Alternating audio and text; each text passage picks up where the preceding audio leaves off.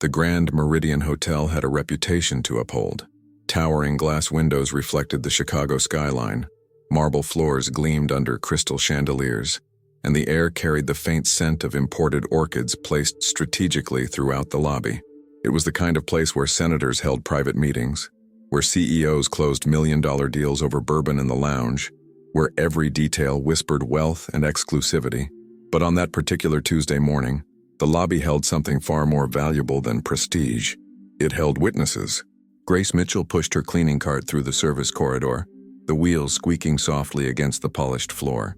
She moved with practiced efficiency, her movements small and deliberate, the kind of invisibility that came from years of being background noise in other people's lives.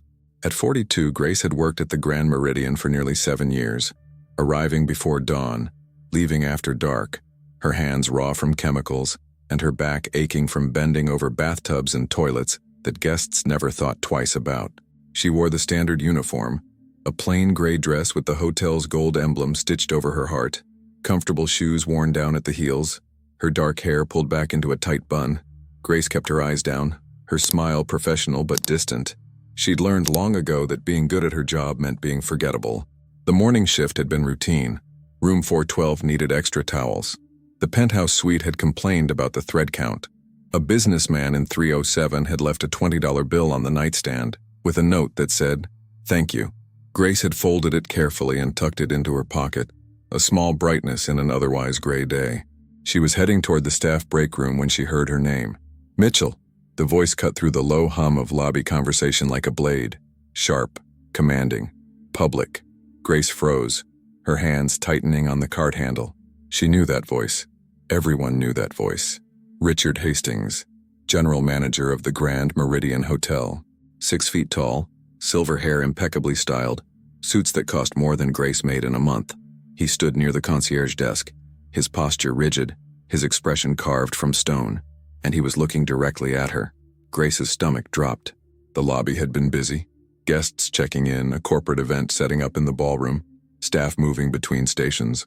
But now, conversation slowed, heads turned, eyes found her. "Mitchell, come here." Richard's voice carried across the marble expanse, and it wasn't a request. Grace swallowed hard and abandoned her cart, walking toward him with small, measured steps. She could feel every gaze following her, could sense the shift in the room's energy. Whatever this was, it wasn't going to be quiet. Richard didn't wait for her to reach him. He spoke loud enough for everyone to hear. "I've received a complaint about your work." Grace stopped a few feet away, her hands clasped in front of her. "Sir, a guest in room 521 reported that you entered their room without knocking properly. They also mentioned items being moved." Her heart hammered against her ribs. "Mr. Hastings, I always knock 3 times and announce myself, and I never touch personal belongings unless they're—" "Are you contradicting the guest?" His tone was ice. "Are you suggesting they're lying?" "No, sir. I'm just explaining. I don't need explanations. I need competence." Richard crossed his arms, his jaw tight. "This isn't the first time your name has come up in complaints." That wasn't true. Grace knew it wasn't true. In 7 years, she'd received exactly 1 written complaint, and it had been dismissed after investigation. But she didn't say that. She'd learned that defending yourself only made things worse. The lobby had gone almost silent now. Grace could feel the weight of dozens of eyes on her, could see other staff members frozen mid-task, their faces carefully neutral. A few guests whispered to each other. A woman near the elevator pulled out her phone. Richard's voice grew colder. "The Grand Meridian has standards. We cater to a specific clientele, and we cannot afford staff who don't represent our values." Grace felt something crack inside her chest. She knew where this was going. She'd seen it happen to others. The public shaming, the spectacle, the message sent to everyone else. "This is what happens when you're replaceable." "Effective immediately," Richard announced, his voice carrying to every corner of the lobby. "Your employment at this hotel is terminated." The words landed like a physical blow. Grace's knees nearly buckled. Around her, the silence deepened, heavy and suffocating. "You'll surrender your badge and uniform by the end of the day. Human Resources will mail your final check. If you've made it this far, you're witnessing something powerful." Stories like Grace's happen every day, hidden behind closed doors and polite smiles. If this story matters to you, if you believe in speaking up when no one else will, hit that subscribe button. This channel is just getting started, and we're committed to bringing you real stories about real people fighting for dignity. Your support helps us grow and share more stories that need to be heard. Now, let's get back to what happens next. Grace stood frozen, her throat tight, her eyes burning. She wanted to speak, to defend herself, to demand an explanation that made sense. But the words wouldn't come. All she could manage was a small nod, her chin trembling as she fought to hold herself together. Richard had already dismissed her, turning his attention to a staff member hovering nearby. Get someone to cover her remaining rooms, and have security escort her to collect her things. Security, as if she were a criminal.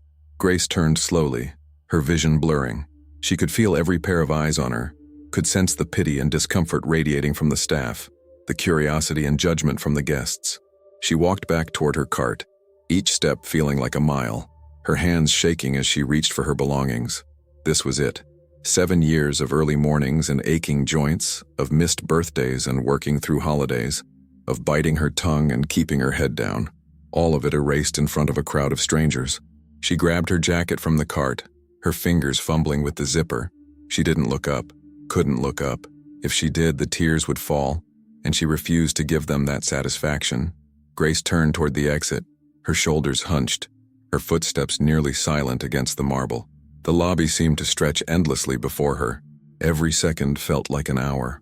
And then, someone moved. An elderly woman stepped forward from where she'd been sitting in one of the lobby's velvet armchairs, a leather purse clutched in her hands. She was small, perhaps in her late 70s, with silver hair pinned neatly and a face lined with years of experience. She wore a simple blue cardigan and slacks, nothing flashy, nothing that demanded attention. But when she spoke, the entire room turned to listen. "Excuse me." Her voice was quiet, steady, firm. Richard glanced over, irritation flashing across his face. "Ma'am, this is a private employment matter." "No." The woman took another step forward, her gaze locked on Richard. "This is a public humiliation, and I won't stand by and watch it." Grace stopped walking, her breath catching. She turned slowly, hardly daring to believe what she was hearing. The elderly woman's eyes swept across the lobby, taking in the frozen staff, the watching guests, the phones now openly recording. When she spoke again, her voice carried a weight that had nothing to do with volume. "I've been sitting in this lobby for 20 minutes. I've watched this young woman work. I've seen how she treats people, with kindness and respect. And I've also seen how you treat people, Mr. Hastings." Richard's jaw tightened. "Ma'am, I don't know who you think you are."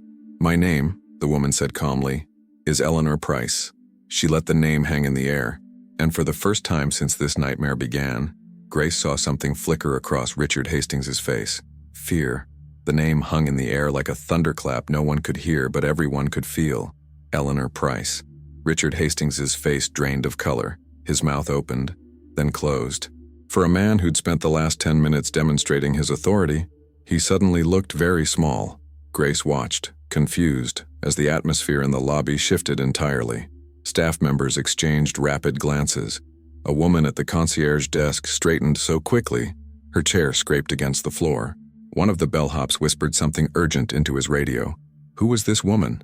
Eleanor stood perfectly still, her hands clasped loosely around her purse, her expression calm but unyielding. She didn't raise her voice. She didn't need to. The power in the room had already changed hands. "Mrs. Price," Richard stammered, his professional composure cracking at the edges. I didn't realize you were here. If we'd known you were visiting..." "You would have what?" Eleanor interrupted gently. "Treated your staff with basic human decency? Conducted your terminations in private? Or perhaps you wouldn't have manufactured reasons to fire someone in the first place." The word "manufactured" landed like a stone in water, its ripples spreading through the watching crowd. Grace's head snapped up. Several guests leaned in closer. Phones continued recording. Richard's face flushed red. "Mrs. Price, with all due respect, this is an internal personnel matter." The young woman violated protocol. "What protocol?" Eleanor's voice remained steady, but there was steel underneath now. "I heard you mention a complaint from room 521. What was the nature of that complaint?" "The guest reported improper entry procedures and..." "What was the guest's name?" Silence. Richard's jaw worked, but no words came out. Eleanor took a small step forward. "What was the guest's name, Mr. Hastings?" Because if you're going to destroy someone's livelihood in front of an audience, surely you can provide specifics. I would need to check that there is no guest in room 521. Eleanor's words cut through his excuse like a knife. I know this because I spent 15 minutes reviewing your check-in system while waiting for my appointment this morning. Room 521 has been vacant for 3 days. It's undergoing carpet replacement. The lobby went deathly quiet. Grace felt her legs wobble. She gripped the edge of a nearby table to steady herself. Richard's face shifted from red to pale gray. There must be some confusion. The only confusion here, Eleanor said, her voice growing firmer, is why you felt the need to lie, why you chose to humiliate this woman publicly instead of following proper termination procedures, why you invented a complaint that doesn't exist. Around them, the energy of the room crackled with tension. Staff members no longer pretended to work. Guests had abandoned any pretense of minding their own business. This wasn't just a firing anymore. This was something else entirely. Grace's mind reeled. No complaint? No guest? Then why? Mrs. Price, I assure you there's been a misunderstanding. Richard's voice cracked slightly. I understand perfectly, Eleanor replied. I understand that in your 5 years as general manager of this hotel, you've had a pattern of targeting certain staff members. I understand that your termination rate for housekeeping staff who look like this young woman is 43% higher than for other demographics. I understand that you've created a hostile work environment masked as maintaining standards. Grace's breath caught. How did this woman know all of this? How did she have access to personnel data? Who was Eleanor Price? Richard seemed to shrink with every word.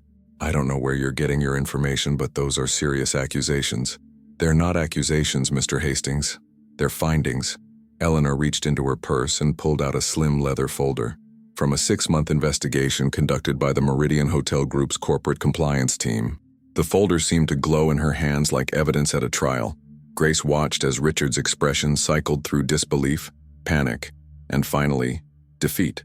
You see, Eleanor continued, her voice carrying to every corner of the lobby, my late husband founded the Meridian Hotel Group 42 years ago. And while I'm no longer involved in daily operations, I still serve on the board of directors. More specifically, I chair the Ethics and Workplace Conduct Committee. The revelation rippled through the crowd like an electric shock. Grace felt her knees buckle again, but this time from relief mixed with disbelief. The woman who had just defended her wasn't just any guest. She was corporate royalty. Richard's face had gone from gray to white. Mrs. Price, I had no idea you were… if I'd known. If you'd known I was watching, you would have behaved differently? Eleanor's eyebrows rose slightly. That's precisely the problem, isn't it? Your conduct depends on who's observing rather than what's right. She turned her attention away from Richard and looked directly at Grace. The kindness in her eyes was almost too much to bear. What's your name, dear? Grace's voice came out barely above a whisper. Grace Mitchell, ma'am. Grace. Eleanor smiled gently. How long have you worked here? 7 years. And in those 7 years, how many formal complaints have you received? Grace swallowed hard. 1, ma'am, 3 years ago. But it was investigated and dismissed. The guest had confused me with another staff member. Eleanor nodded, then turned back to Richard. 1 dismissed complaint in 7 years. Yet you just terminated her for a complaint from a non-existent guest in a vacant room. She paused, letting the absurdity of the statement settle over everyone. Would you like to revise your explanation, Mr. Hastings? Richard's mouth opened and closed like a fish out of water. His hands trembled slightly as he straightened his tie, a nervous gesture that betrayed everything he was trying to hide. There may have been an administrative error, a miscommunication in the system. There was no error, a voice called out from near the elevators. Everyone turned. A young woman in a housekeeping supervisor uniform stepped forward, her face pale but determined. Grace recognized her immediately. Carmen Rodriguez, one of the few supervisors who actually treated the cleaning staff like human beings. I'm sorry, Mrs. Price, Carmen continued, her voice shaking but clear, but I need to say something. There was no complaint. Mr. Hastings asked me this morning to document one, and when I told him I couldn't falsify records, he said he'd handle it himself. The lobby erupted in whispers. Richard spun toward Carmen, fury replacing his panic. That's a lie. You're terminated. Mr. Hastings, I suggest you stop talking. Eleanor's voice cracked like a whip. Every word you say right now is being recorded by at least a dozen phones. I'd hate for you to add wrongful termination and witness intimidation to your already impressive list of violations. Richard froze mid-gesture, his arm still raised, his finger pointed at Carmen. For a moment, he looked like a statue of impotent rage. Then, slowly, his arm dropped to his side. Eleanor turned to address the entire lobby, her voice carrying the weight of authority earned through decades of experience. For those of you witnessing this, I want to be clear about what just happened here. This wasn't a termination. This was an abuse of power. This was a man using his position to humiliate someone he viewed as powerless in front of an audience to send a message. She paused, her gaze sweeping across the faces of staff and guests alike. The message he intended to send was, know your place. Don't speak up. Don't make waves. Be grateful you even have a job. Grace felt tears burning in her eyes again, but this time they were different. These weren't tears of shame or humiliation. They were something else entirely. Relief, vindication, rage at the injustice she'd been taught to accept. But that's not the message anyone is leaving with today, Eleanor continued. Because here's what I want everyone here to understand. Grace Mitchell is not fired. Grace Mitchell was never going to be fired, because this termination was based on fraudulent grounds, and it's void as of this moment. Grace's breath hitched. The room spun slightly. She gripped the table harder. Eleanor turned to Richard one final time. You, however, Mr. Hastings, are suspended pending a full investigation. Effective immediately. You'll surrender your badge and access cards to security. Corporate will be in touch within 24 hours regarding the status of your employment. The tables had turned so completely that Grace almost couldn't process it. Richard Hastings, the man who'd ruled this hotel like a personal kingdom, who'd decided fates with a word and destroyed reputations with a glance, stood frozen in the middle of his own lobby, publicly dismantled. Mrs. Price, he tried one last time. We're done here, Mr. Hastings. Eleanor's voice was final. Security? Two men in dark suits materialized from the edges of the lobby, their presence professional and unyielding. Richard looked between them, between Eleanor, between the phones still recording his humiliation. Then, without another word, he turned and walked toward the elevators flanked by security, his back rigid with barely contained fury. The lobby watched him go in absolute silence. When the elevator doors finally closed on Richard Hastings' retreating figure, the silence broke into a wave of whispered conversations, gasps of relief, and the unmistakable sound of cell phone notifications as videos began uploading to social media. Eleanor walked over to Grace, who still stood frozen near her cleaning cart, tears streaming down her face. Grace, Eleanor said softly, reaching out to touch her arm. Breathe, dear. You're safe now. Grace tried to speak, but sobs caught in her throat. All she could do was nod, overwhelmed by the impossible reversal of the last 20 minutes. Come with me, Eleanor said gently. Let's find somewhere private to talk. As they walked toward a quiet corner of the lobby, away from the cameras and curious eyes, Grace felt something she hadn't felt in years. Hope that maybe, just maybe, someone had finally seen her. But in the corner of her mind, one question burned brighter than relief. Why had Eleanor Price really been in that lobby this morning? And what happens next? Eleanor led Grace to a private conference room on the second floor, away from the chaos of the lobby. The room was small but elegant, with floor-to-ceiling windows overlooking Michigan Avenue. The morning sun streamed through, casting warm light across the polished mahogany table. Grace sat down heavily in one of the leather chairs, her hands still trembling. She couldn't stop replaying what had just happened. The public humiliation, the impossible rescue, the revelation that Eleanor Price was essentially the hotel's owner. None of it felt real.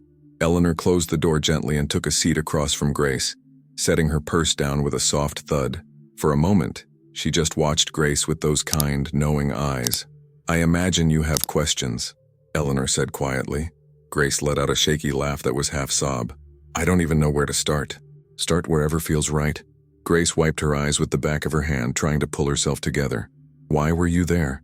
In the lobby, I mean. You said you had an appointment, but... She stopped, uncertain if she was allowed to question someone like Eleanor Price. But it seems too convenient. Eleanor finished for her, a small smile touching her lips. You're perceptive, Grace. Yes, I was there specifically because I'd been monitoring this hotel for months. But I'll be honest with you, I didn't know Richard would do something so blatant this morning. I'd come to meet with the staff supervisor and review some documents. Your firing was unexpected timing. Grace's mind struggled to process this. You've been monitoring the hotel? Because of Mr. Hastings? Eleanor nodded slowly. We received complaints, not from guests, from staff members. Anonymous reports about discriminatory practices, hostile work environment, favoritism in scheduling and promotions. At first it was just whispers, but then we started seeing the patterns in the data, turnover rates, demographics of terminated employees, complaint ratios. She opened her leather folder and spread several printed spreadsheets across the table. Grace leaned forward, her eyes scanning the numbers. Even without understanding all the details, the patterns were obvious. Highlighted names, mostly women, mostly people of color. Termination dates clustered together. Reasons that seemed almost identical. Performance issues, protocol violations, guest complaints.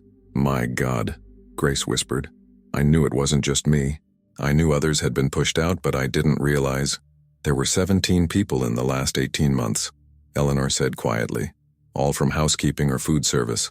All terminated for vague reasons that couldn't be substantiated. And all of them looked like you, Grace. The weight of it pressed down on Grace's chest. 17 people. 17 lives disrupted. 17 families affected.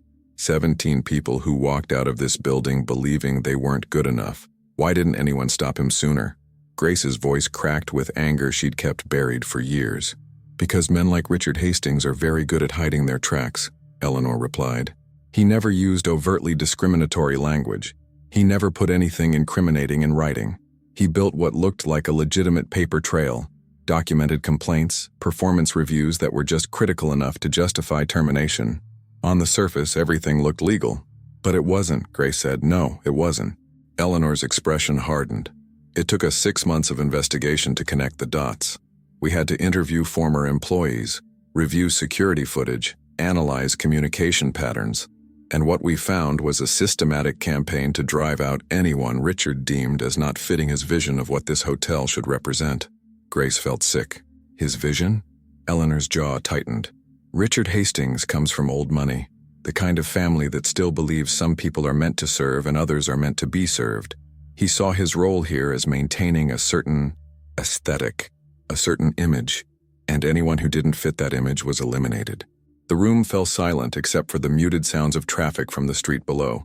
Grace stared at the spreadsheets, at all those names, at the evidence of systematic cruelty dressed up as business decisions.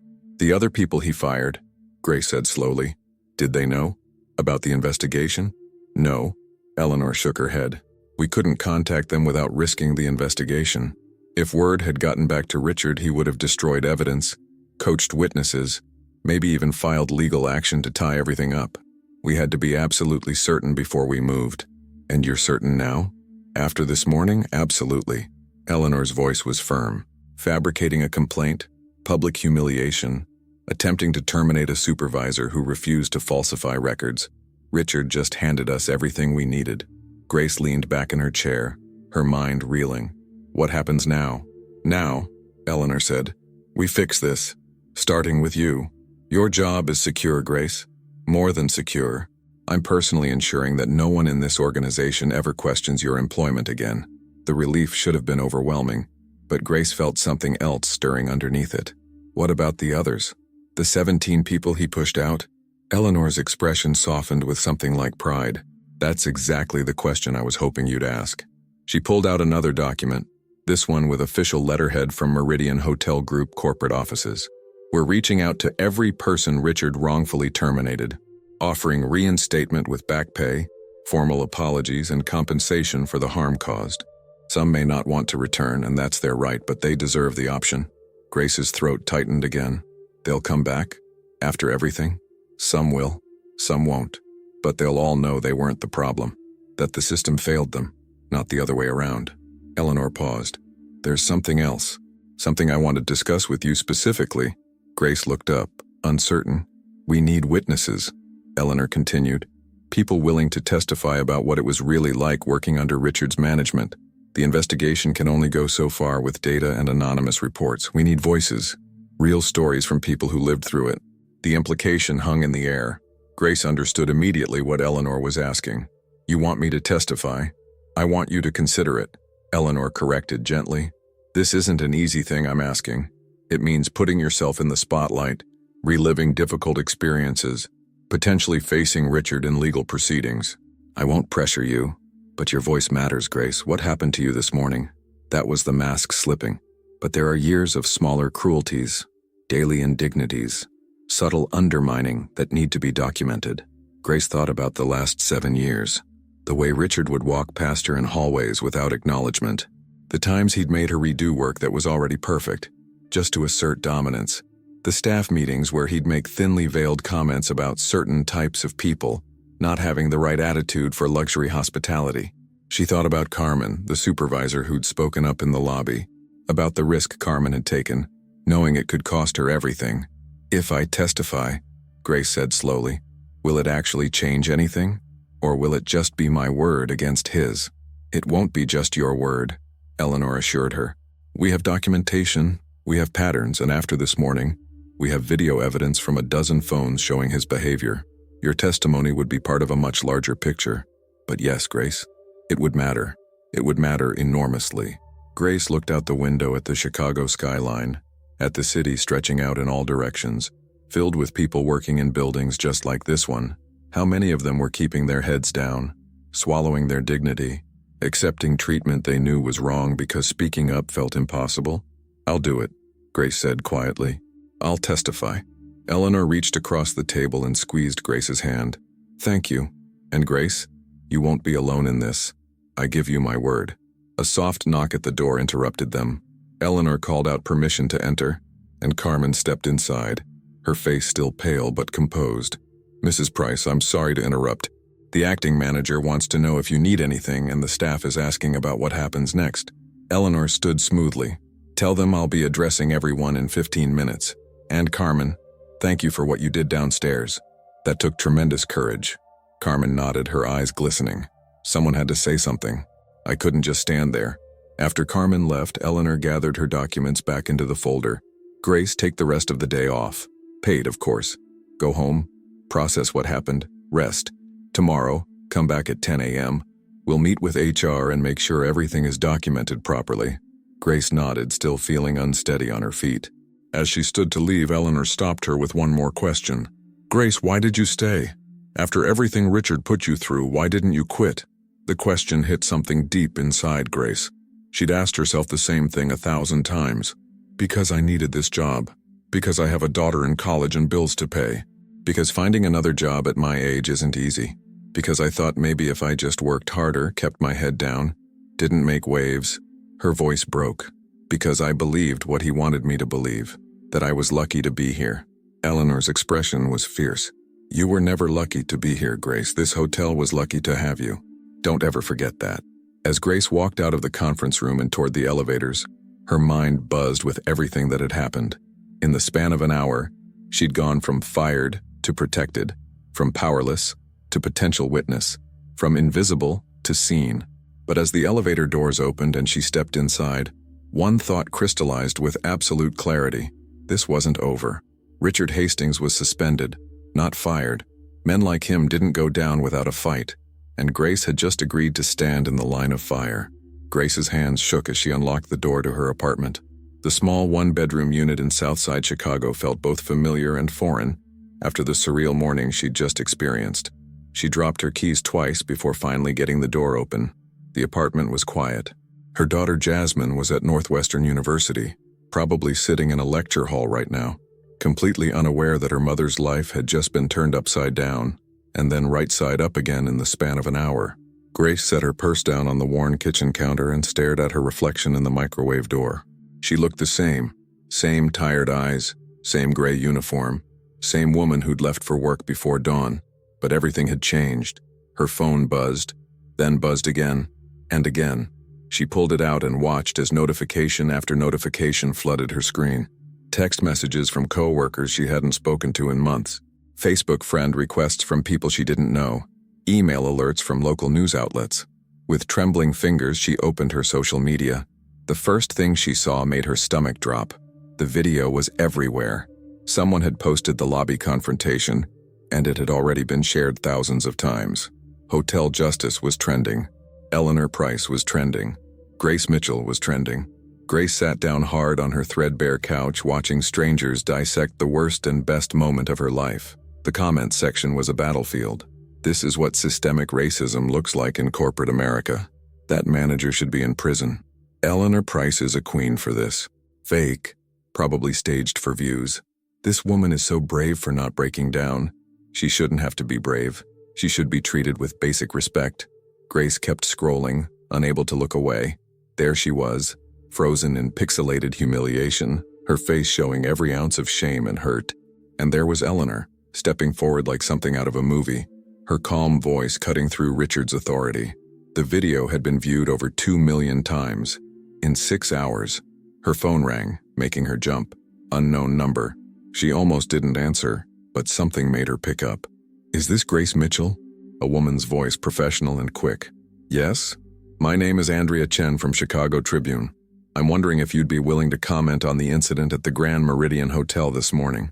We're running a story about workplace discrimination and—" Grace hung up, her heart hammered against her ribs. The phone rang again immediately.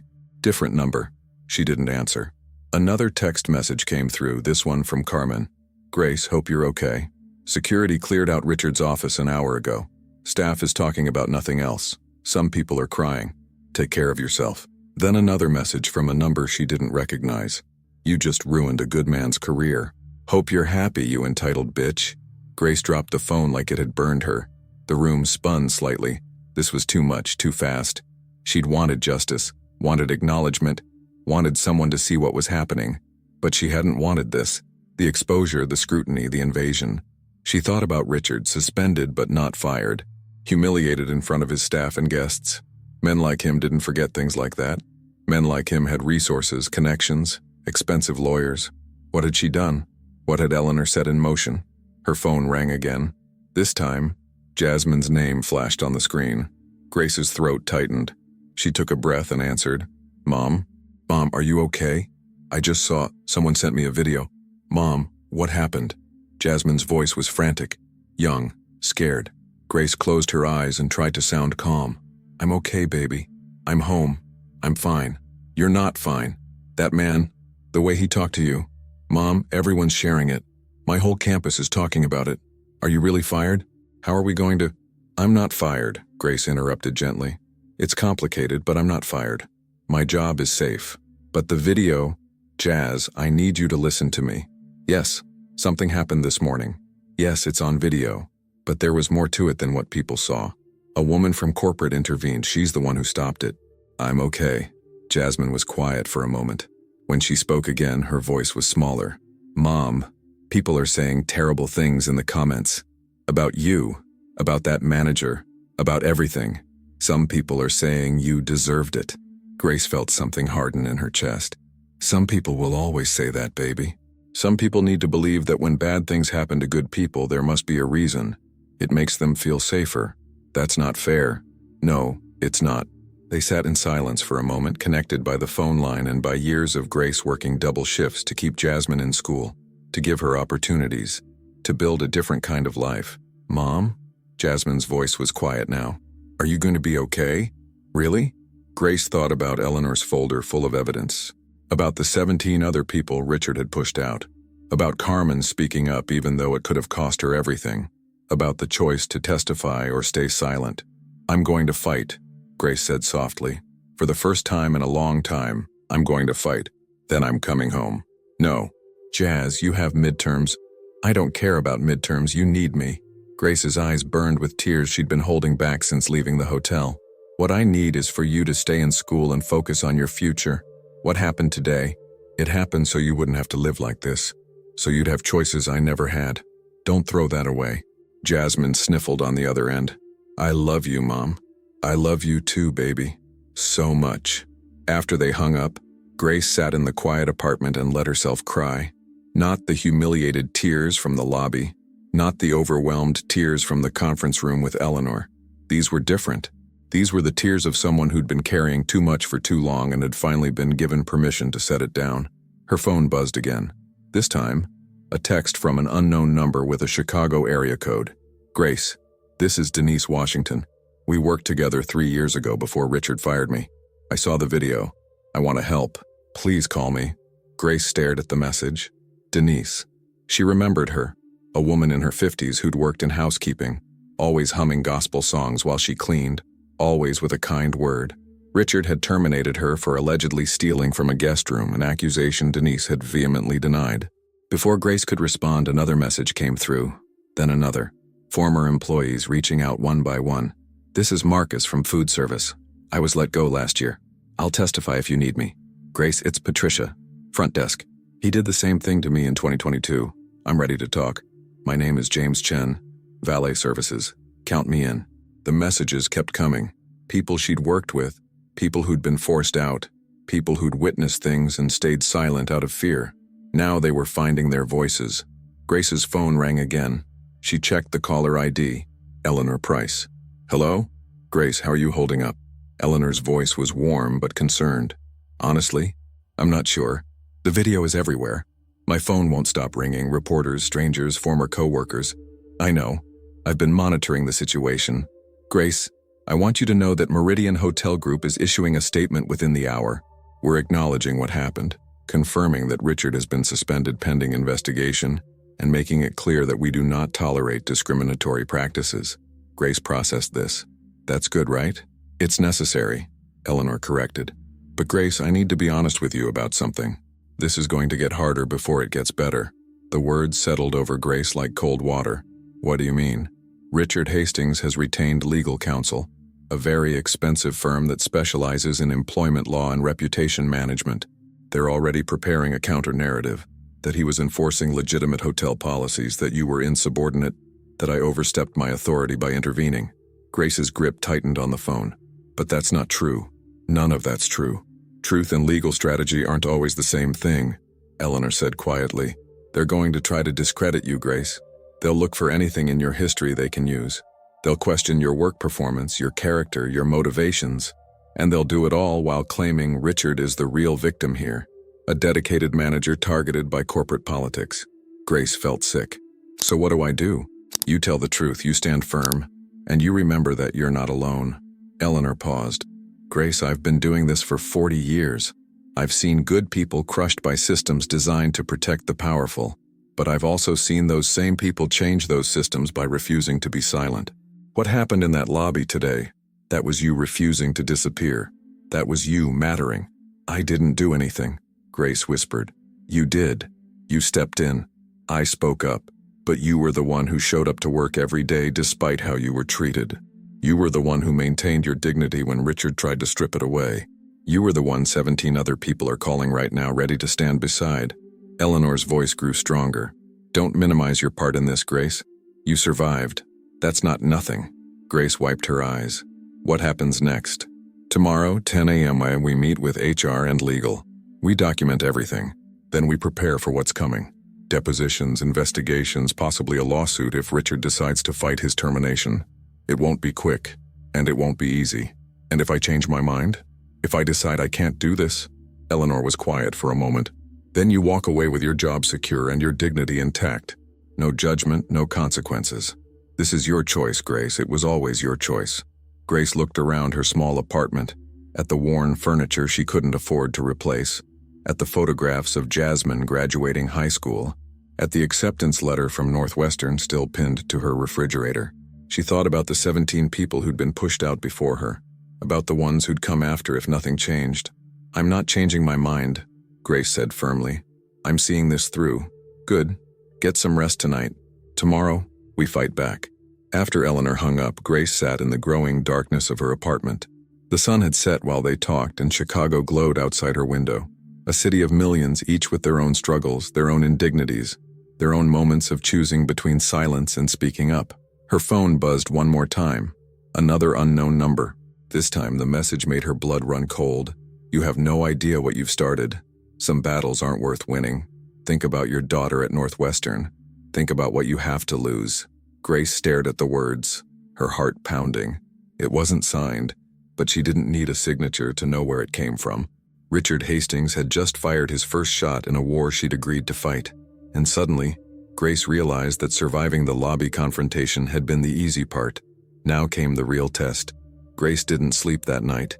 Every sound in the hallway outside her apartment made her jump. Every car that slowed on the street below her window felt like a threat. She kept her phone on silent, but the screen kept lighting up with messages. Some supportive, some vicious, all intrusive. The threatening text message glowed in her mind like a neon sign. Think about your daughter at Northwestern by 3 a.m. She'd called Jasmine twice just to hear her voice, to confirm she was safe in her dorm room, that nothing had happened. Both times Jasmine had been confused but patient, assuring her mother that campus security was everywhere, that her roommate was there, that she was fine. But Grace couldn't shake the cold dread that had settled in her stomach. At 7 a.m., exhausted and wired on bad coffee, Grace stood in front of her bathroom mirror and practiced speaking. She rehearsed what she'd say to HR, how she'd explain 7 years of small cruelties that had accumulated into a mountain of injustice. The words felt clumsy in her mouth, inadequate to capture the reality of being invisible while simultaneously being watched for any mistake. Her phone rang. Eleanor. Grace, I need you to come to the hotel early. 9 instead of 10. Something's happened. Grace's blood went cold. Is it Jasmine? Did something? Your daughter is fine. I checked with campus security myself, but we need to talk before the official meeting. Eleanor's voice was tight, controlled. Can you be here in an hour? Yes, I'll be there. Grace threw on clean clothes, her hands still trembling as she buttoned her blouse. She caught her reflection again. Dark circles under her eyes, tension in her jaw, fear written across every feature. She looked like someone who'd been through a war, maybe because she had. The drive to the Grand Meridian felt surreal. The same streets, the same traffic, the same city that had existed yesterday when she was just another invisible worker. But now the hotel loomed ahead like a courthouse, a place where judgment would be rendered, where her future would be decided by people in suits reviewing paperwork.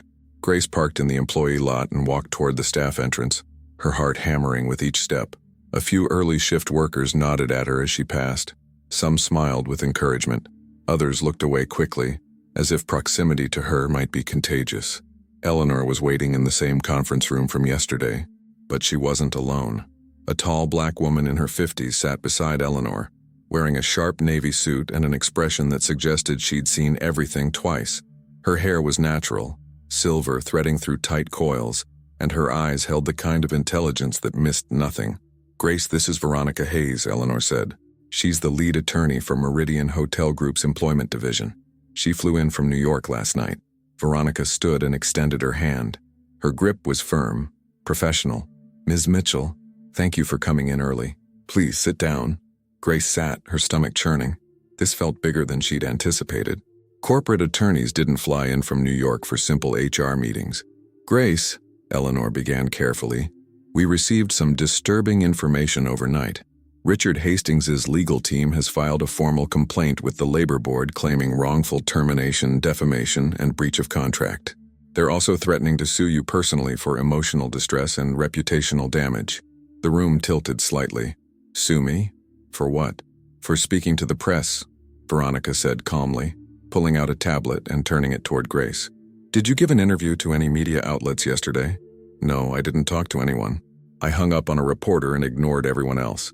Veronica nodded, then swiped through several screenshots. Someone gave an interview to the Chicago Tribune claiming to be you. The article was published online this morning. It includes quotes attributed to you calling Richard Hastings a racist, a tyrant, and claiming he's part of a larger conspiracy within the hotel industry to keep minorities in subservient positions. Grace's mouth went dry. That's not me. I never said any of that. We know, Eleanor said quickly. The reporter confirmed they were contacted by someone claiming to be your representative. They emailed your statement, and the Tribune ran with it before verifying. They've since issued a retraction, but the damage is done. Richard's team is using this as evidence that you're orchestrating a smear campaign against him, Veronica explained. They're painting him as the victim of corporate overreach and personal vendetta. And they're good, very good, at spinning narratives. Grace felt like she was drowning. Who would do this? Who would pretend to be me? We're investigating, Veronica said. But Grace, I need to ask you something, and I need you to be completely honest. Did you receive any threatening messages yesterday? Grace hesitated, then pulled out her phone and showed them the text about Jasmine. Eleanor's expression darkened. Veronica's jaw tightened. Did you report this to police? Veronica asked. No, I didn't know if I should. I thought maybe I was overreacting. You weren't. Veronica took a photo of the message with her own phone. This constitutes witness intimidation and possibly a threat. We're filing a police report immediately. But we can't prove it came from Richard, Grace said weakly. We don't have to prove it for the police report. We just have to document it. Veronica's expression softened slightly. Grace, I want you to understand something. This is going to get uglier. Richard Hastings has resources and connections. His father was a federal judge. His brother is a city councilman. His lawyer, David Brennan, has never lost an employment discrimination case because he destroys plaintiffs before they get to court. The words hung in the air like a death sentence. Are you saying I should drop this? Grace asked quietly. I'm saying you need to know what you're up against, Veronica replied. David Brennan will dig into every aspect of your life, every financial transaction, every relationship, every mistake you've ever made. He'll look for anything to undermine your credibility. A missed rent payment, a disciplinary action from a previous job, a social media post that can be taken out of context.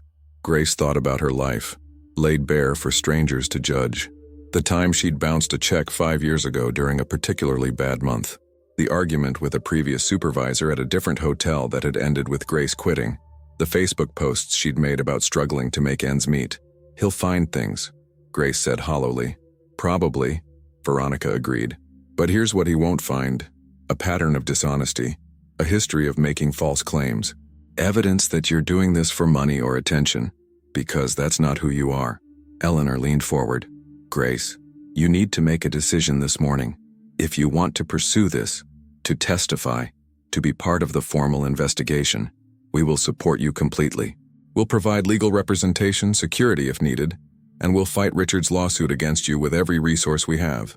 But, Grace prompted, hearing the unspoken word, but if you want to walk away, we understand, Eleanor finished. You keep your job. You get a formal apology from the company. Richard's termination proceeds without your testimony. We have enough evidence from other witnesses and documentation. You and Jasmine stay out of the crossfire. Grace looked between the two women. Eleanor, who'd stepped into a lobby and changed everything. Veronica, who'd flown in overnight to handle a crisis. Both of them offering her an escape route, a way to survive without becoming a target. And she thought about 17 other people. About Marcus and Patricia and Denise and James. About Carmen, who'd spoken up knowing it could cost her everything. About every person who'd ever been made to feel small by someone with power. If I walk away, Grace said slowly, what happens to the others? The people Richard fired before me. Veronica glanced at Eleanor, then back to Grace. We're offering them settlements, financial compensation, formal apologies, and sealed records. Most will probably take it. It's the smart choice. Quick resolution, guaranteed outcome, no legal battle. But no accountability, Grace said. There will be accountability, Eleanor insisted. Richard is being terminated. The investigation will continue. Policy changes will be implemented.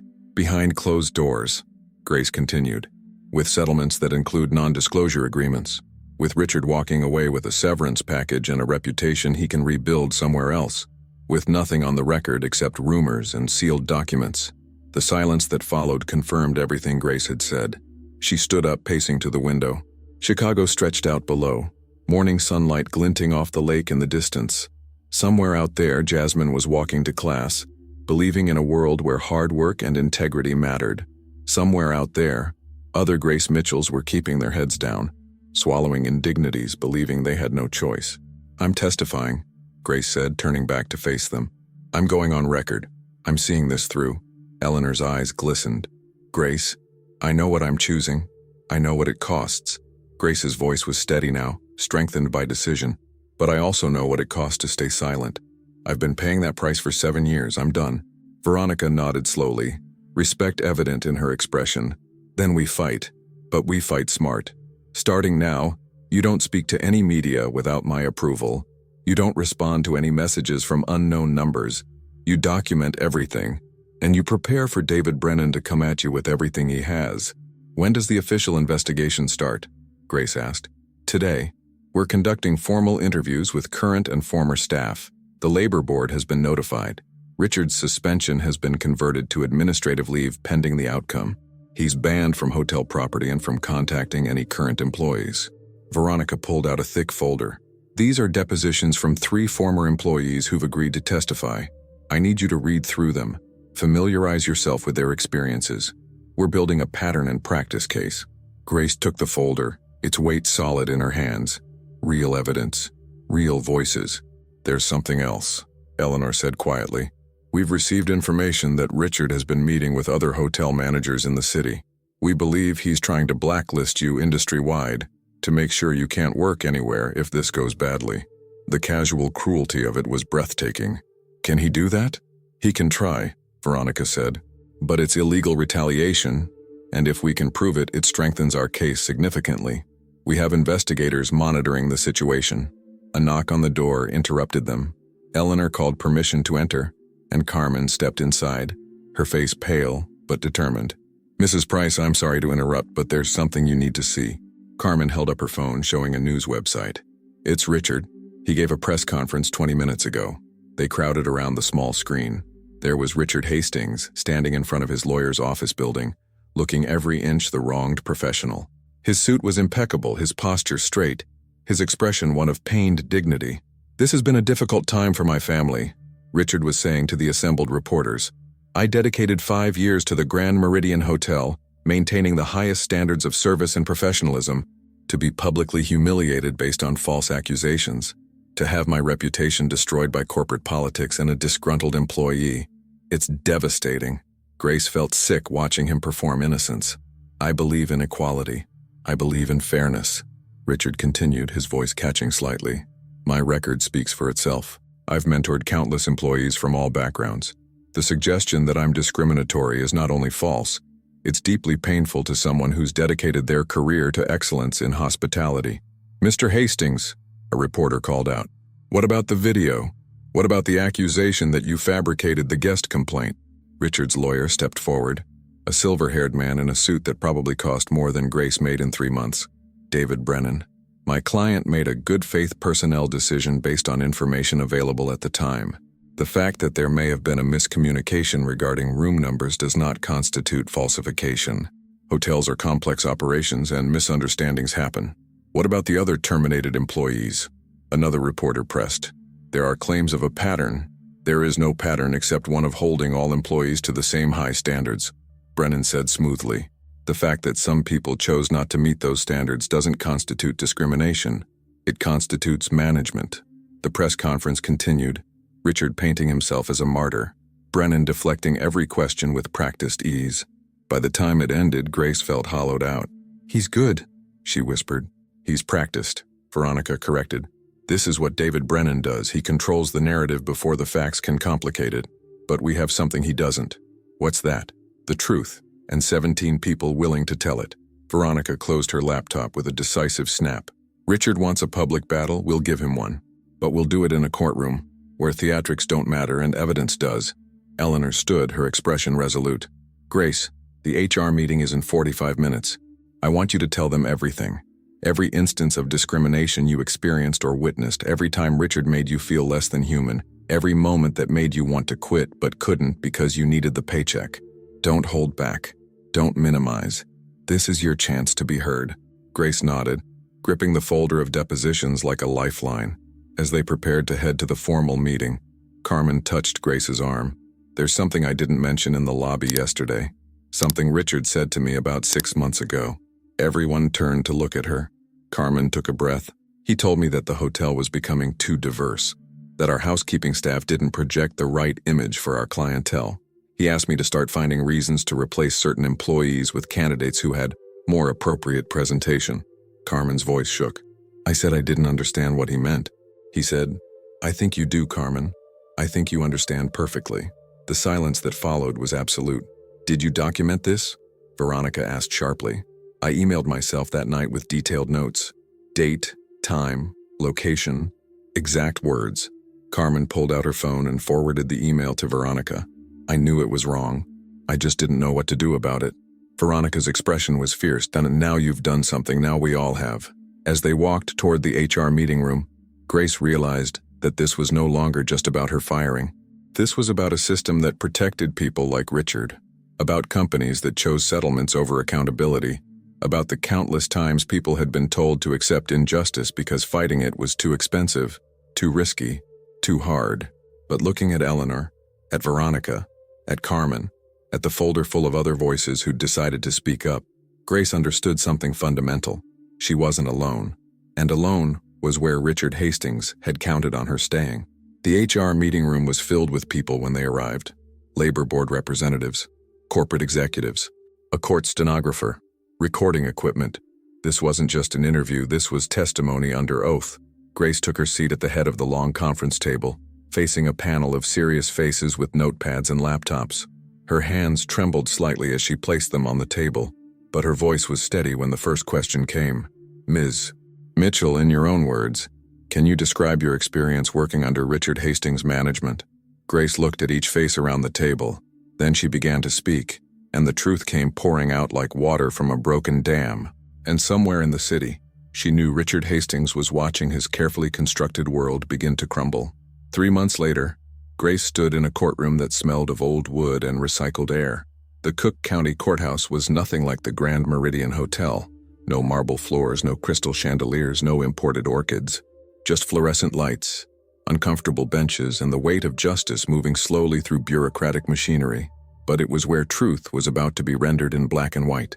Richard Hastings sat at the defendant's table with David Brennan and 2 associates, his posture rigid, his face carefully neutral. He wore a charcoal suit that projected wounded dignity, his hands folded on the table in front of him. He hadn't looked at Grace once since she'd entered the courtroom. Grace sat with Veronica in the plaintiff's section, Eleanor directly behind them. The gallery was full. Reporters, former employees, hotel staff who'd taken personal days to witness this moment. Carmen sat 3 rows back, her hands clasped in prayer position. Denise Washington was there, and Marcus, and Patricia, James Chen.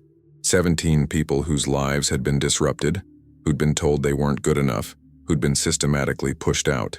They were all there to see the man who'd done it answer for his actions. The last 3 months had been brutal. True to Veronica's warning, David Brennan had come at Grace with everything he had. He'd subpoenaed her bank records, questioned her about the bounced check from 5 years ago, tried to paint her as financially desperate and willing to fabricate claims for a settlement. He'd found the Facebook posts about struggling to pay bills and suggested they showed a pattern of victimhood mentality. He'd contacted Jasmine's university, ostensibly to verify enrollment dates, which had terrified Grace until Veronica shut it down with a strongly worded letter about harassment. He'd interviewed Grace's former supervisors, her neighbors, even her ex-husband, looking for anything to undermine her credibility. But he hadn't found what he needed, because Grace's story was true, documented and corroborated by 17 other people with nearly identical experiences. The labor board investigation had been thorough and damning. They'd reviewed security footage showing Richard's interactions with staff over 5 years. They'd analyzed termination patterns that showed clear demographic bias. They'd interviewed dozens of current and former employees who described a workplace culture where certain people were held to impossible standards while others were given infinite chances. They'd found Carmen's email documenting Richard's appropriate presentation comment. They'd found text messages between Richard and other managers discussing strategies to clean up the housekeeping staff. They'd found performance reviews where Richard had marked down employees for subjective reasons while praising others for identical work. The evidence was overwhelming. Today was the formal hearing where the labor board would present its findings and recommendations. Richard faced charges of discriminatory employment practices, retaliation, and creating a hostile work environment. The hotel faced potential fines and mandatory policy reforms. And Grace was here to give her final testimony. Judge Patricia Morrison entered, a black woman in her 60s with gray locks and an expression that suggested she'd presided over too many cases like this one. Everyone stood, then sat when she did. "We're here for the matter of Mitchell versus Grand Meridian Hotel in Hastings," Judge Morrison said, her voice carrying easily through the courtroom.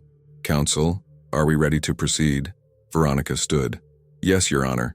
The complainant is prepared to present closing testimony." David Brennan rose smoothly. "The defense requests a continuance, Your Honor. New evidence has come to light that requires additional time to—" "Mr. Brennan, you've requested 4 continuances in 3 months. This hearing has been delayed enough." Judge Morrison's tone was firm. "Unless your new evidence directly contradicts sworn testimony already on record, we're proceeding today." Brennan's jaw tightened, but he sat down. "Understood, Your Honor." Grace was called to the stand. Her legs felt unsteady as she walked to the witness chair, was sworn in, placed her hand on the Bible and promised to tell the truth. She'd done this twice already during depositions, but this felt different. Final. Veronica approached with a warm, encouraging expression. Ms. Mitchell, you've given extensive testimony about your experience working under Richard Hastings. I want to focus on something specific today. Can you tell the court about the day you were terminated? Grace took a breath and began. She described the lobby, full of witnesses, Richard's voice cutting through conversation, the fabricated complaint from a vacant room, the public humiliation designed to send a message to everyone watching. How did you feel in that moment? Veronica asked. Like I was disappearing, Grace said quietly. Like 7 years of work, of showing up every day, of doing everything right, like none of it mattered, like I was disposable. And when Mrs. Eleanor Price intervened, what changed? Everything. Because for the first time, someone with power saw what was happening and said it was wrong. Someone believed me. Grace's voice strengthened. But more than that, 17 other people realized they could speak up too. That's what changed. Veronica returned to her table and picked up a thick folder. Your Honor, I'd like to submit into evidence testimonies from those 17 former employees. Each describes nearly identical experiences. Public terminations for minor or fabricated infractions, patterns of heightened scrutiny, hostile comments about their fit with the hotel's image. Judge Morrison accepted the folder. So noted, it was Brennan's turn for cross-examination. He approached Grace with the practiced ease of someone who'd destroyed countless witnesses before her. Ms. Mitchell, you claim you were terminated without cause. But isn't it true that you had received verbal warnings about your performance? No, that's not true. No warnings at all in 7 years. I received feedback occasionally, like all employees, but never formal warnings, never disciplinary actions. My annual reviews were consistently satisfactory or above. Brennan pulled out a document. I have here a supervisor's note from 2021 stating that you were slow to respond to guest requests. That note was written by Richard Hastings himself after I refused to clean a room where a guest had made inappropriate comments to me. I reported the incident to HR, and the note appeared in my file 3 days later. Brennan's expression flickered. You're saying Mr. Hastings retaliated against you for reporting harassment? Yes, that's exactly what I'm saying. Veronica stood. Your Honor, that incident is documented in the complaint. The guest in question was indeed flagged for inappropriate behavior, and Ms. Mitchell's report was substantiated by another housekeeper who witnessed the interaction. Judge Morrison made a note. Continue, Mr. Brennan. But Brennan's momentum had faltered. He tried several more approaches, suggesting Grace was a difficult employee, implying she was part of a coordinated attack against Richard, questioning her motives for speaking up. Each time, Grace answered calmly, truthfully, without embellishment. She'd learned something important over the last 3 months. The truth was simple. It didn't need elaboration or defense. It just needed to be spoken and heard. When Brennan finally sat down, Grace felt something release in her chest. She'd done it. She'd testified under oath, under scrutiny, under pressure, and she'd told the truth. Judge Morrison called a recess. Grace stepped down from the stand, her legs shaking now that the adrenaline was fading. Eleanor met her in the hallway, pulling her into a fierce hug. You were magnificent, Eleanor whispered. Absolutely magnificent. Carmen approached with tears streaming down her face.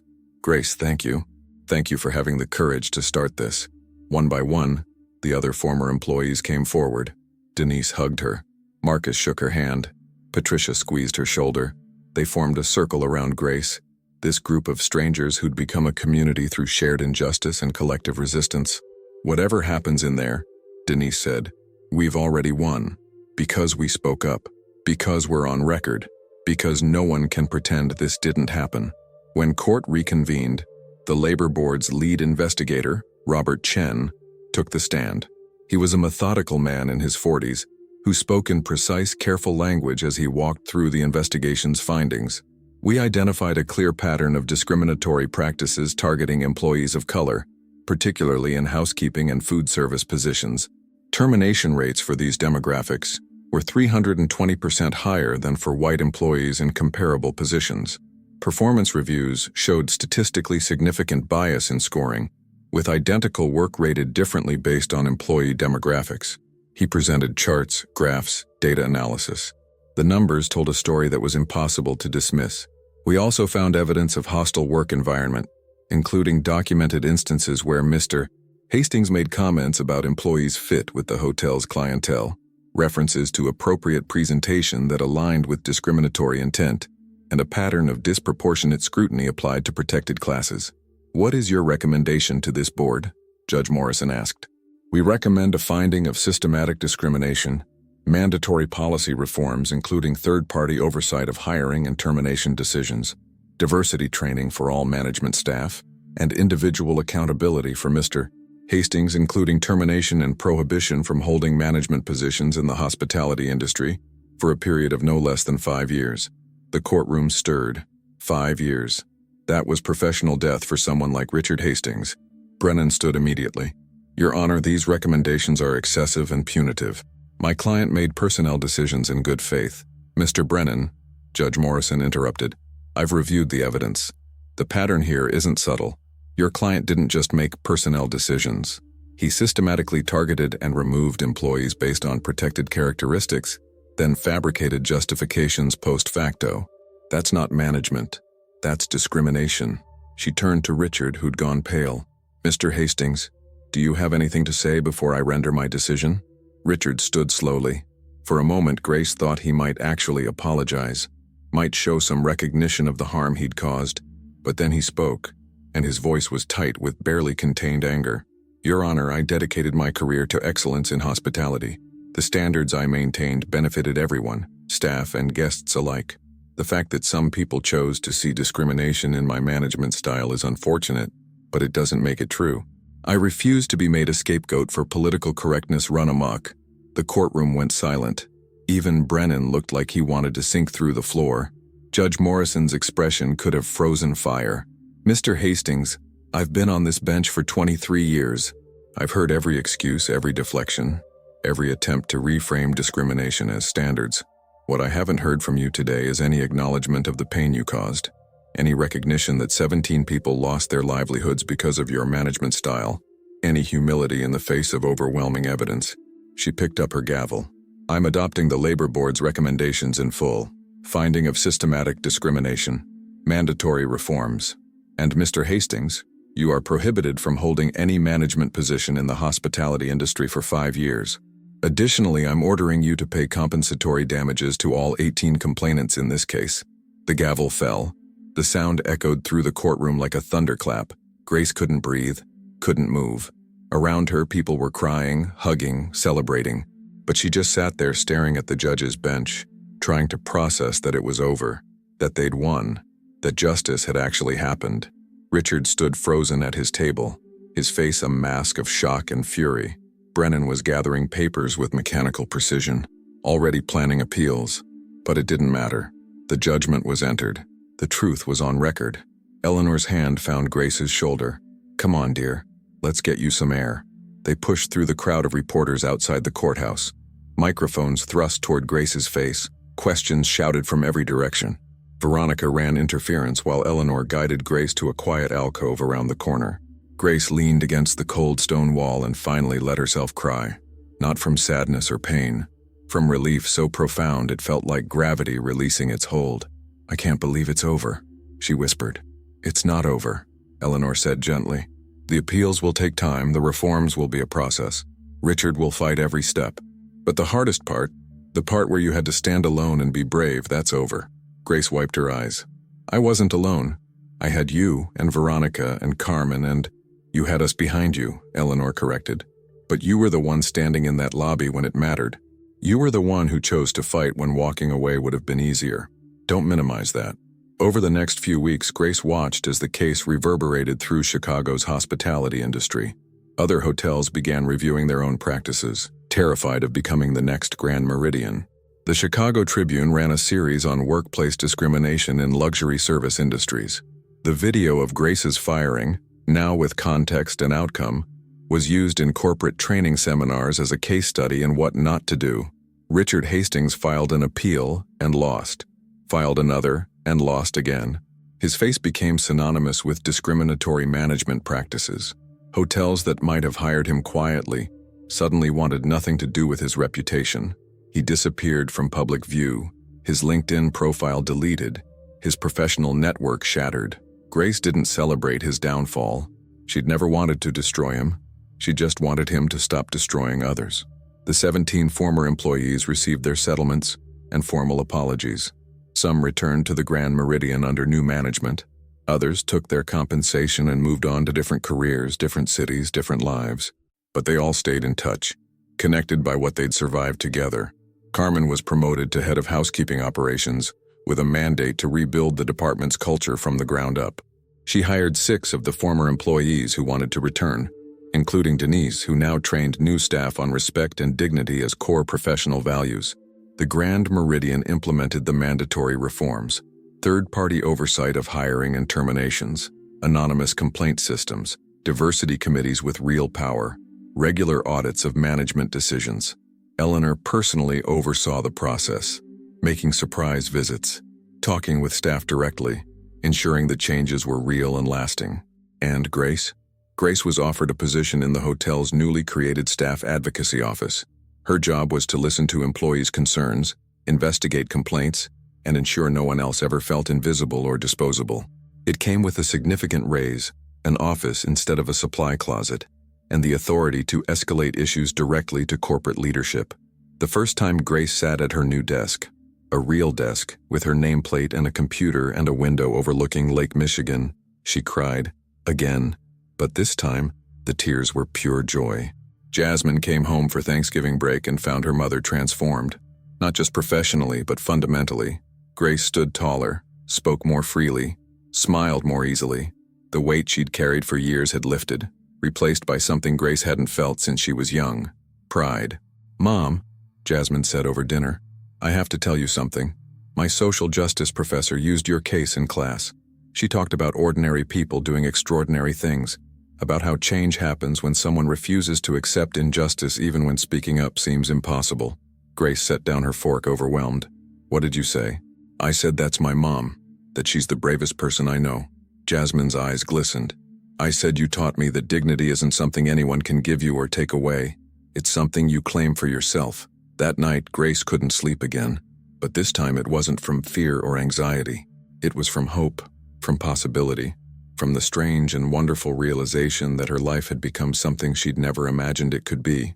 She thought about the lobby that morning 3 months ago, about standing there with her cleaning cart, believing she was about to lose everything, about Eleanor's voice cutting through the silence.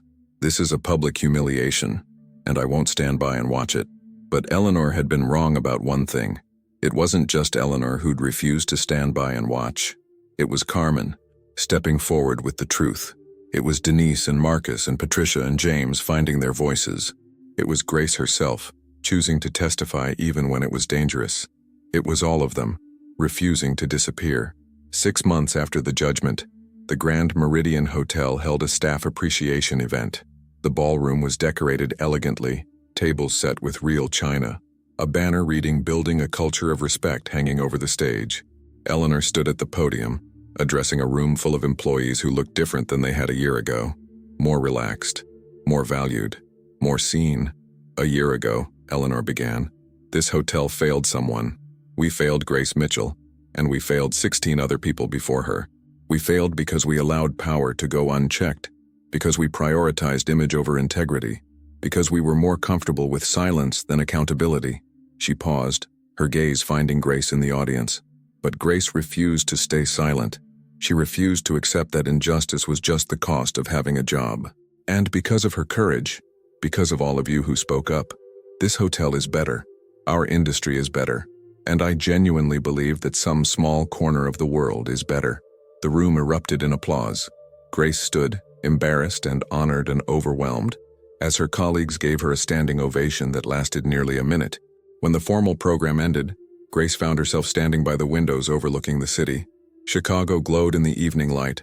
Millions of people working, struggling, surviving, hoping. How many of them were keeping their heads down, accepting treatment they knew was wrong because fighting seemed impossible? "Penny, for your thoughts?" Eleanor's voice came from behind her. Grace smiled.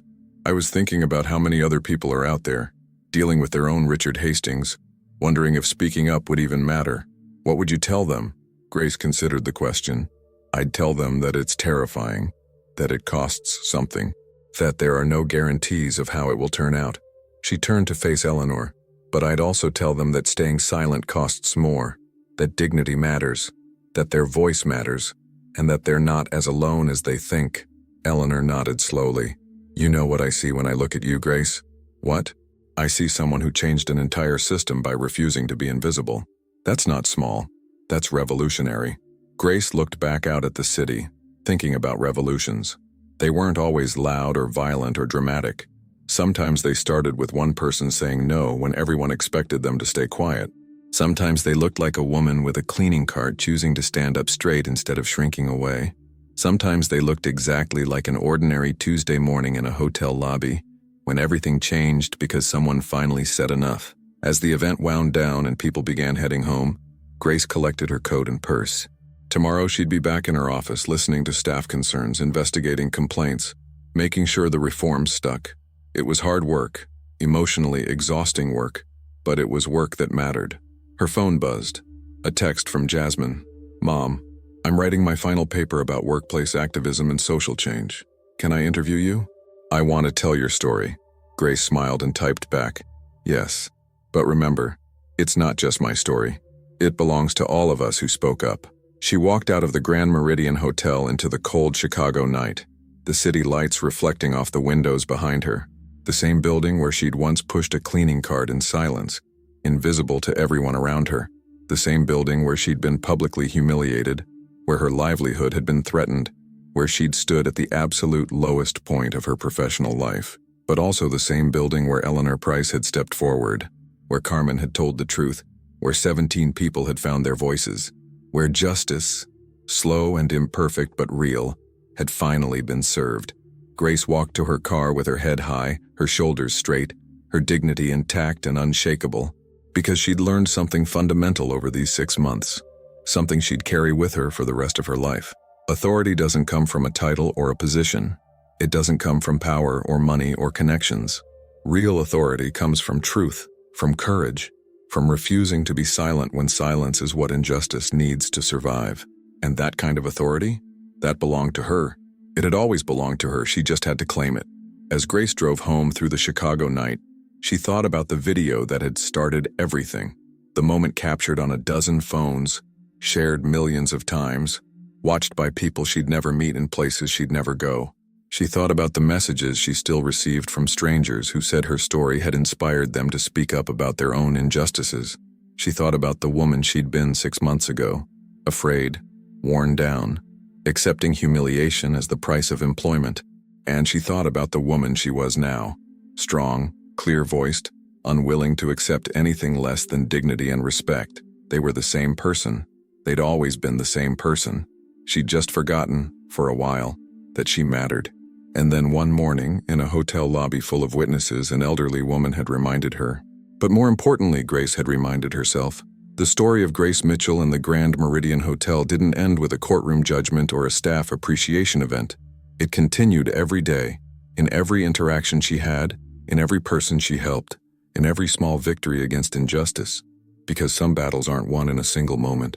They're won in 1,000 small choices to keep fighting, to keep speaking up, to keep believing that ordinary people can change systems that seem unchangeable. Grace Mitchell had become one of those people, not because she was special or extraordinary, but because when the moment came, when she had to choose between silence and speaking up, she chose courage. And in that choice, she'd found something more valuable than job security or professional success. She'd found herself. 2 years later, Grace received a letter. It came from a young woman in Seattle who'd seen the video and had just reported her own manager for discrimination. I was terrified, the letter read, but then I remembered you standing in that lobby. If you could do it, maybe I could too. Grace pinned the letter to her office wall, next to 17 others just like it. That evening, she met Eleanor for coffee. They'd become friends, real friends, bonded by that impossible morning when everything changed. Do you ever regret it? Eleanor asked. The publicity, the stress, everything you went through? Grace thought about it carefully. Then she smiled. Not for a second. Because now when I look in the mirror, I see someone who refused to disappear. And that person? She's worth everything it cost.